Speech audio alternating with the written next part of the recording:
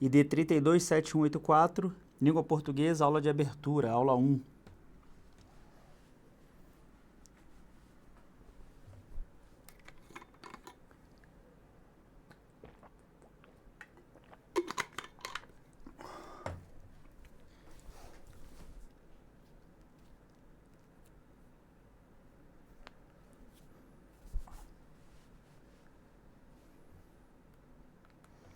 Olá pessoal, tudo bem com vocês? Professor Valber Freitas por aqui. É com uma grande satisfação, uma grande honra e um grande prazer que eu vou trabalhar a parte de língua portuguesa com vocês, parte essa dedicada especificamente à prova do SEBRASP, tá? O famoso CESP-UNB. Então nós vamos trabalhar toda a parte de língua portuguesa com vistas ao concurso do INSS, ano de 2026, tá bom? Então, neste encontro, eu vou fazer apenas uma apresentação, falar um pouquinho sobre mim, falar um pouquinho sobre a banca, falar um pouquinho sobre a parte de língua portuguesa no que diz respeito ao CESP-UNB, tá? Tirar suas dúvidas e também mostrar para vocês alguns exemplos de questões dentro daquilo que é mais importante para o SEBRASP, que a forma, né, vou mostrar para vocês a forma como normalmente o SEBRASP, o CESP, o UNB, ele vai cobrar de vocês no dia do teu concurso, beleza? Então, fiquem firmes, tá? Espero que vocês estejam bastante animados para o início desse nosso estudo de língua portuguesa. Há muitas aulas boas, bem preparadas, tá? Então, assim, a gente aqui trabalha com um carinho enorme para poder levar vocês aquilo que de fato cai na prova, aquilo que é efetivo para o teu concurso, tá? Sem enrolação, sem ficar trabalhando conteúdos, mesmo que seja do edital, conteúdos que historicamente o CESP não dá muita atenção, embora sempre esteja ali presente dentro do edital, tá? Então a gente despreza esses conteúdos e vai focar especificamente aquilo que para vocês é mais importante, beleza? Então, sem mais delongas, vamos então àquilo que a gente tem a trabalhar neste nosso encontro. Vamos lá, pessoal. Bom, deixe-me apresentar para vocês aqui então, tá? Um pouquinho sobre mim. Professor Valber Freitas, sou natural do Rio de Janeiro, tá? Então, há mais de 40 anos, eu posso dizer assim, nasci ali no Rio de Janeiro e agora resido aqui na cidade de Curitiba, né, de onde eu gravo este curso para vocês, que está com o intuito de ajudá-los. Sou militar da Força Aérea Brasileira há 18 anos, então também passei por aquilo que vocês estão passando agora, esse período de preparação para concurso público. Então, na época que eu me preparava, nós ainda não tínhamos essa ferramenta que vocês dispõem, né? De que vocês dispõem, que é preparar-se no conforto da casa de vocês. Claro que muitos de vocês estão assistindo às aulas também do trabalho, né? Aproveita o horário do intervalo ali para poder dar uma olhada no celular, para olhar o tablet, para ver no notebook. Então, claro que eu sei que vocês estão em diversos locais que não necessariamente é a casa. Mas a maior parte de vocês, sem dúvida nenhuma, nesse momento que me ouve, está no conforto dos vossos lares, tá? Então, essa oportunidade eu não tive. Na minha época, eu tinha que pegar ônibus, ir até um curso presencial, sentar, ter contato direto com o professor, né? Fazer as anotações. O dia que eu não poderia ou que eu não podia assistir a uma aula, eu perdi aquele conteúdo. No máximo, eu pegava o caderno com os amigos para poder copiar as informações e tinha que correr atrás. Vocês não, né? Então, se você se programou para assistir a uma aula hoje, por alguma razão você não pôde assistir a ela, sem problema. Você pode assistir a ela amanhã, depois, mais tarde, de madrugada, enfim, você consegue fazer essa reposição porque vai estar tudo disponível aí para vocês. Isso é uma grande vantagem em relação à minha época, tá? E sou professor de língua portuguesa há 17 anos, então veja que quase concomitante ao ingresso nas Forças Armadas, tá? Eu também me tornei professor de língua portuguesa. Aliás, eu me tornei professor de língua portuguesa até mesmo antes de concluir a graduação, beleza? Por quê? Porque foi o concurso, né, a preparação para o concurso que me deu a maturidade, o conhecimento gramatical acerca de interpretação que hoje me proporcionou o fato de estar aqui com vocês, né, de poder estar desse lado aqui, o lado de professor. Então, a faculdade ensina muita coisa, a faculdade é importante, mas sem dúvida, com vistas ao concurso público, foi tudo aquilo que eu aprendi na minha preparação para a prova da aeronáutica que me proporcionou estar aqui, entender a dúvida de vocês e, de alguma maneira, poder ajudá-los, tá bom?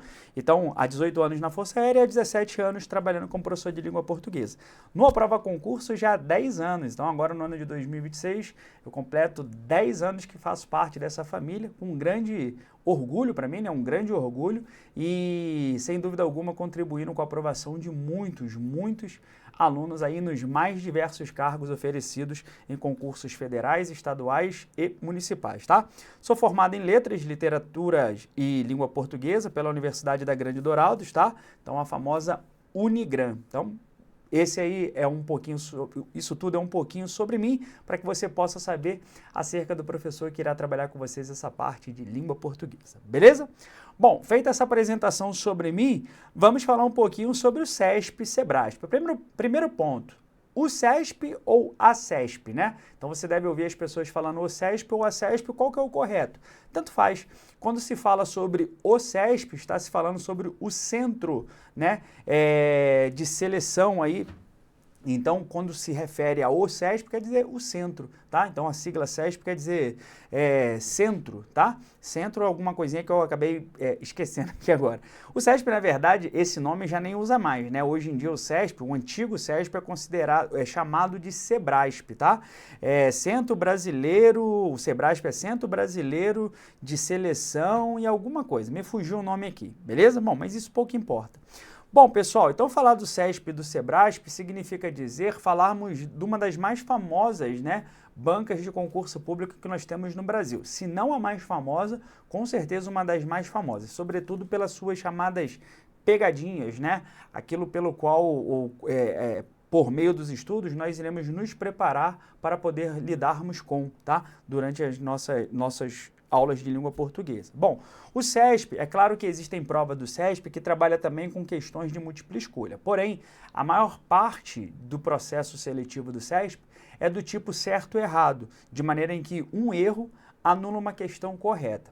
De forma também, pessoal, que às vezes, tão importante quanto saber o conteúdo que você vai estudar, que requer de você conhecimento para a hora do concurso, é você também ter a maturidade de saber se você deve ou não chutar uma questão no CESP. Imagina, você tem 10 questões para que você possa analisar, tá? Se você tem certeza de 5 questões e está em dúvida entre as 5, olha só qual é o problema que tá diante de você. Você acerta aquelas 5 que você tem certeza. Mas se você vai chutar outras 5 e erra, você perdeu, além daquelas que você chutou e errou, você perdeu as 5 que você havia acertado. De maneira que você pode, por causa de 5 chutes, ficar com nota 0 no teu concurso, tá vendo? Então é muito importante ter essa maturidade de saber se deve ou não chutar. É claro que você vai ter encontros aqui específicos, né, falando sobre técnicas de chute e tudo mais, para que você possa tomar uma decisão correta na hora da prova, se você deve ou não fazer esse chute na banca CESP, tá? Um detalhe importante é que o CESP, diferente das outras bancas, nunca trabalha com perguntas. O CESP sempre trabalha com afirmações e é você, o candidato, quem deve fazer o julgamento se a afirmação está correta ou não. Tá? Então é você quem deve julgar. Bom, ele está afirmando que se eu trocar essa palavra por essa, vai haver prejuízo no sentido. Isso é uma afirmação. Eu acho que vai haver. Então, se é a afirmação que ele está fazendo, então a afirmação dele está correta. Aí você vai lá e marca como correto, tá bom? Isso pode parecer, às vezes, algo meio lógico, tá? Mas vocês vão ver ao longo do curso que tem muitas questões que o próprio enunciado do CESP tende a nos confundir. E a gente tem que ficar atento bastante em relação a isso, tá bom? Então, lembrando que a banca de vocês é o CESP, o Sebrasp, tá? Eu chamo muito de CESP ainda por uma questão de tradição, né? Embora hoje em dia se chame de Sebrasp, tá? Questões do tipo certo ou errado, uma errada anula uma certa. E o CESP vai trabalhar sobretudo com aspectos de afirmações, beleza? Bom, professor, e a língua portuguesa, que é o que o senhor vai trabalhar com a gente aqui, que é o que você vai trabalhar com a gente aqui. Língua portuguesa no CESP, tá? É muito forte a cobrança da parte textual. Você sabe que hoje em dia dificilmente você pega uma questão de gramática que não seja aplicada ao texto. O que também é um problema, em razão de muitos alunos acreditarem que, com isso, todas as questões de português são questões de interpretação textual. Isso não é verdade, tá, pessoal? A maior parte das questões de português num concurso, e com o CESP não é diferente, é questão de gramática, tá? A maior parte de questões é de gramática. Só que não mais uma gramática seca. Então, por exemplo, dificilmente a gente vai lidar com uma questão em que pegue, por exemplo, o termo a garrafa quebrou. Qual é a função sintática da palavra garrafa? Bom, se isso não compuser um texto da prova, dificilmente você vai se deparar com um tipo de questão assim, tá? Então, quando se fala que a gramática é aplicada ao texto, significa dizer que quase que 100%, se não 100% da prova de português, ela tem o texto como base, tá? As questões de português serão contextualizadas, ou seja, elas serão retiradas dentro do contexto do texto. Então não adianta você tentar olhar para a gramática pura e simples se você não tiver a visão do todo. E é isso que eu vou preparar vocês para que no dia da prova vocês possam chegar com essa confiança, com essa maturidade de conseguir matar as questões. Beleza? Então é um compromisso meu com vocês. Então ela é forte na cobrança da parte textual, a gramática é aplicada ao texto, cai muito a respeito de semântica e de reescrita, né?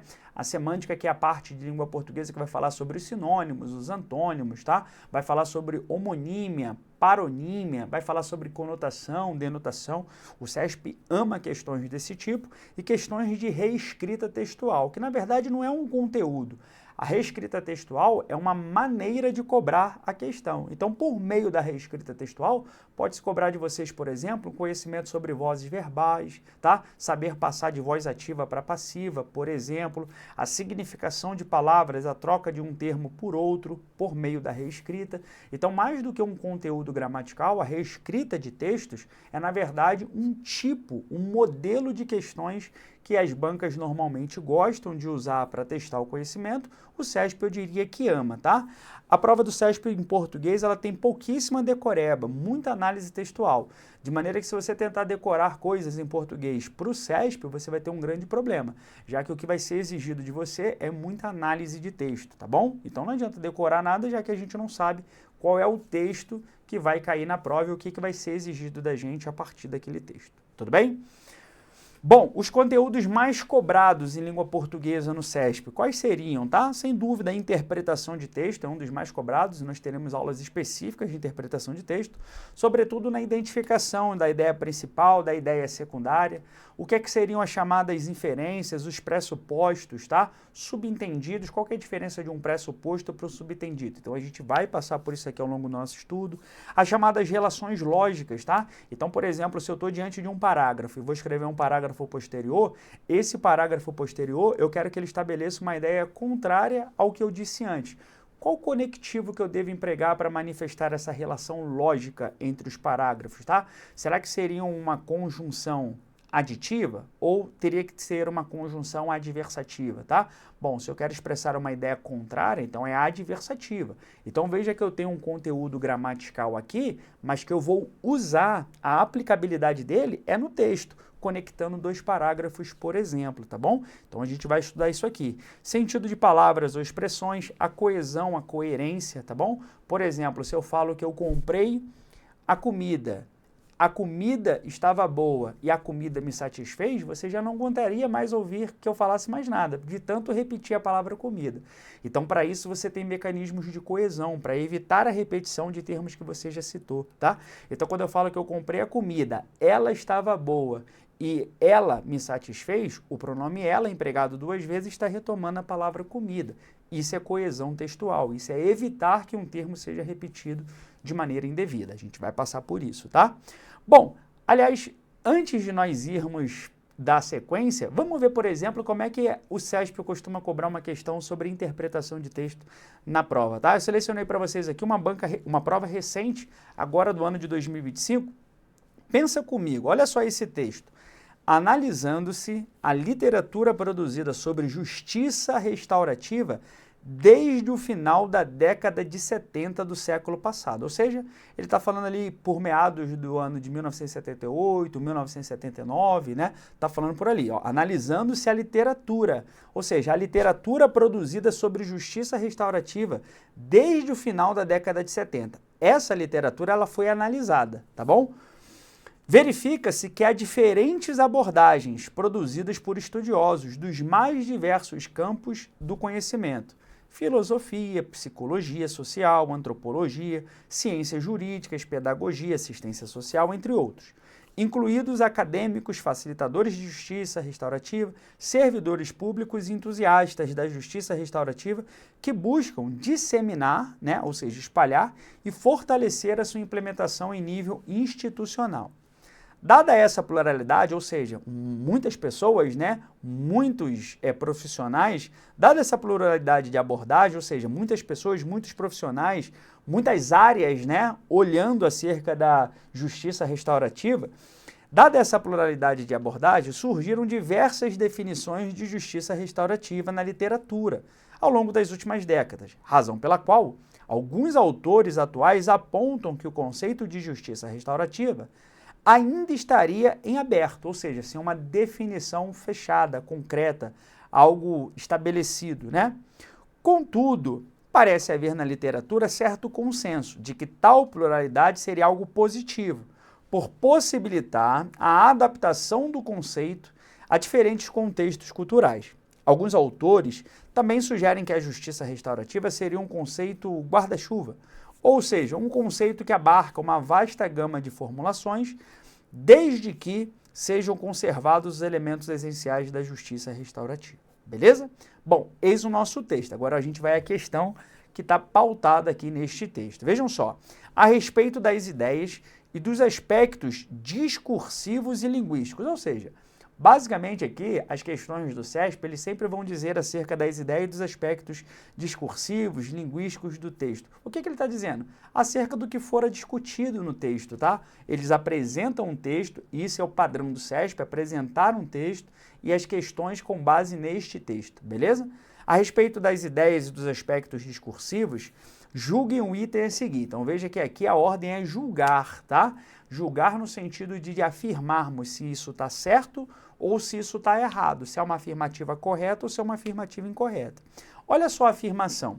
Segundo as informações do texto, o texto é composto de várias informações, ao fim da década de 70, lembra que eu disse? Meados do ano de 78, 79, o fim da década de 70 do século passado marcou o início da abordagem do conceito de justiça restaurativa em diferentes áreas do saber. Isso está certo ou isso está errado? O que vocês imaginam? Olha como é que é perspicaz o avaliador do CESP quando ele pega, por exemplo, para montar uma questão desse tipo. Ele pega uma série de palavras que você de fato viu no texto. Você viu no texto falar sobre década de 70, ele aponta aqui, ó, a década de 70, tá? Ou o final da década de 70, beleza? Conceito de justiça restaurativa, diferentes áreas do saber, diferentes abordagens, tá? Ó, todos esses termos, justiça restaurativa, todos esses termos estão presentes no texto.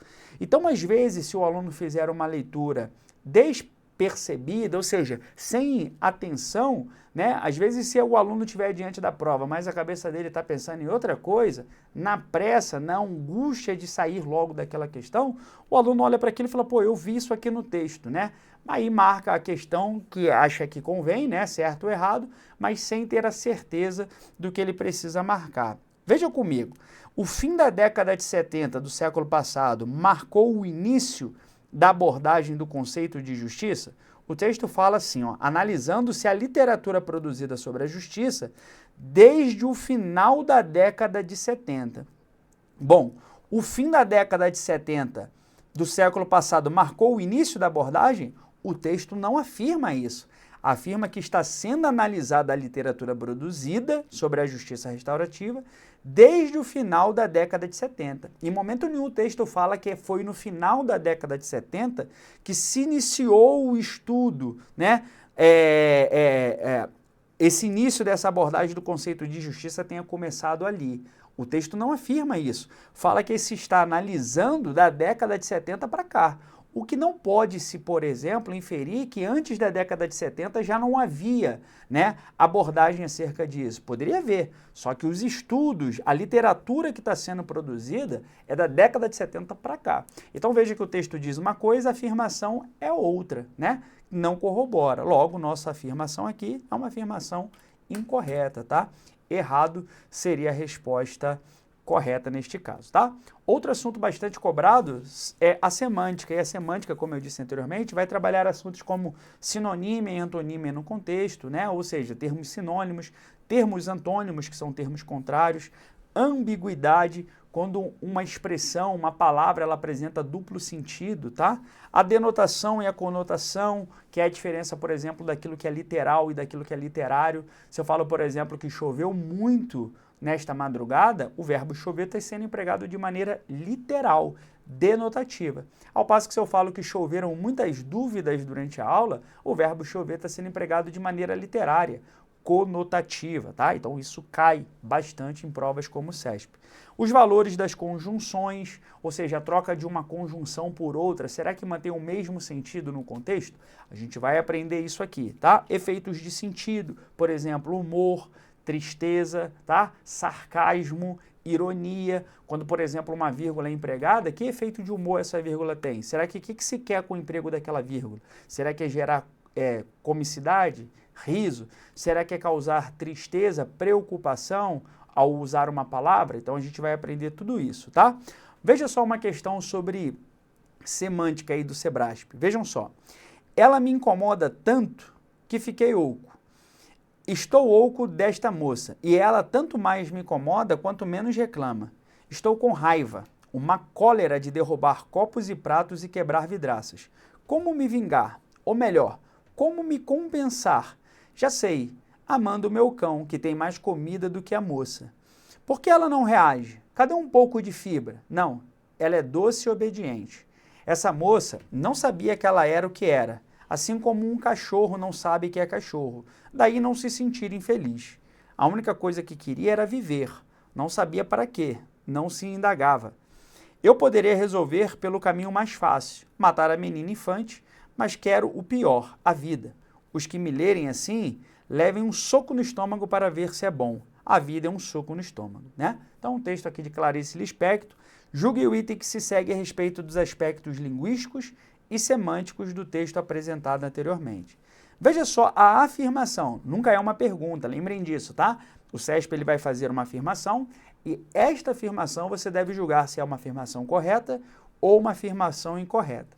A afirmação é: existe uma relação de sinonímia, ou seja, de termos sinônimos, de significados semelhantes, parecidos. Existe uma relação de sinonímia entre o vocábulo raiva e cólera, quarto e quinto períodos, respectivamente, tá? Então, estou com raiva, quarto período, e uma cólera de derrubar copos e pratos e quebrar vidraças.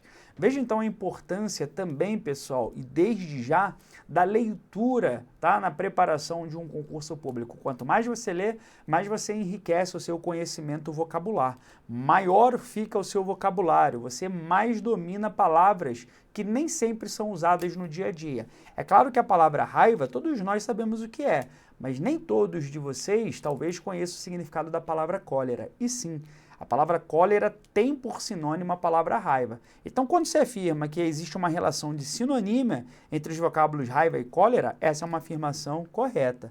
Raiva e cólera, tá? São termos sinônimos. Por isso, nosso gabarito, neste caso, é certo, tá? E a sintaxe é um outro conteúdo, e esse já mais de aspectos gramaticais, é um dos conteúdos mais cobrados também. Termos da oração, como sujeito e predicado, tá? Os chamados objetos, direto e indireto, complementos nominais, os predicativos do sujeito e do objeto, tudo isso são os termos que compõem a oração de um período simples, tá? Também se cobra muito a respeito da diferença de um período simples para o composto, o que seria o período composto em termos de coordenação e subordinação, o emprego das orações adjetivas, substantivas, adverbiais, tá? A própria concordância verbal, nominal, as regências, a crase, tudo isso são estudos dentro da parte de sintaxe também, muito cobrado, tá bom? Então, para a gente encerrar essa nossa apresentação, esse nosso primeiro encontro, deixa eu mostrar para vocês uma questão de aspectos sintáticos, como que o CESP costuma cobrar. Vejam só, no cotidiano de todo brasileiro, podemos visualizar as marcas que constituíram, a partir do século XVI, a presença dos povos africanos, de origem banto e iorubá, no Brasil. Essa presença está nas palavras que falamos, na gestualidade que produzimos e no nosso modo de pronunciar a língua portuguesa falada no Brasil. Bom, o segmento as marcas, tá? Que no texto está presente aqui. O segmento as marcas desempenha a função sintática de sujeito da oração que o sucede. Então está dizendo que o termo as marcas é sujeito da oração que vem depois dele. Será que as marcas funcionam como sujeito do verbo constituíram? Essa é uma afirmação que está certa ou uma afirmação que está errada? Bom, pessoal, a palavra marcas, ela desempenha a função sintática para o verbo, ou para a locução verbal, melhor dizendo, podemos visualizar. E quem pode visualizar somos nós, não as marcas podemos visualizar. Quem podemos visualizar somos nós. O sujeito desta locução verbal é o pronome reto, nós, que não está presente. Daí nós chamarmos esse sujeito de um sujeito oculto ou desinencial, tá? Então nós podemos visualizar, naturalmente surgiria a pergunta, podemos visualizar o quê? Vocês irão aprender que quando se faz esse tipo de pergunta, é porque o verbo é transitivo direto e a resposta vai funcionar como um objeto direto. Então o termo marcas é o objeto direto do verbo podemos visualizar, da locução verbal podemos visualizar. Professor, mas não são as marcas que constituíram a presença dos povos africanos? Sim, de fato são as marcas, mas não as marcas aqui, as marcas reproduzidas, né, ou representadas pelo pronome relativo que. Então, quando nós estudarmos, por exemplo, as orações adjetivas com seus pronomes relativos, vocês vão aprender que os pronomes relativos exercem funções sintáticas e funções semânticas de representar um termo antecedente. É exatamente o que o que está fazendo. O que está ali a fim de evitar a repetição do termo marcas. É como se eu dissesse assim, ó, podemos visualizar as marcas. E as marcas, ou seja, o que, né, constituíram a presença dos povos africanos. Então é o que, pronome relativo, que funciona como sujeito do verbo constituíram. Não a palavra marcas, como afirma a questão. Por isso, é uma resposta incorreta, é uma afirmação, na verdade, incorreta. Beleza? Bom, pessoal, assim então eu quero dizer que foi um prazer trabalhar com vocês essa apresentação, que nós possamos nos conhecer um pouquinho mais, que vocês possam me conhecer um pouquinho mais, tá? Eu espero poder ser digno da confiança de vocês, do tempo que vocês dedicarão para a parte de língua portuguesa. Espero que com a minha experiência, né, e esses anos aqui à frente de diversas turmas, eu possa contribuir bastante, né? Eu ia dizer um pouquinho, mas não. Eu espero contribuir bastante para o sucesso, para a aprovação de todos vocês, beleza? No mais, eu fico por aqui, grande abraço, bons estudos e vamos com tudo. Até mais, tchau, tchau.